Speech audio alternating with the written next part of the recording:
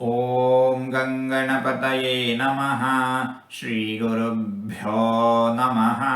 ಹರಿ ಓಂ. ನಮಸ್ಕಾರ. ಓಂ ಮಹಾಕಲ್ಪಾಯ ನಮಃ.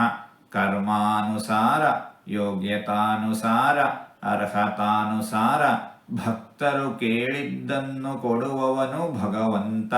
ಕೇಳಿದ್ದನ್ನು ಕೊಡುವ ಕಲ್ಪವೃಕ್ಷ ಕಾಮಧೇನುಗಳಿಗೂ ಆ ವಿಶೇಷವಾದ ಶಕ್ತಿಯನ್ನು ನೀಡಿದವನು ಭಗವಂತ. ಇಂತಹ ಭಗವಂತನನ್ನು ಮಹಾಕಲ್ಪಾಯ ನಮಃ ಎಂಬುದಾಗಿ ವಿದ್ವಾಂಸರು ವರ್ಣಿಸುತ್ತಾ ಇದ್ದಾರೆ.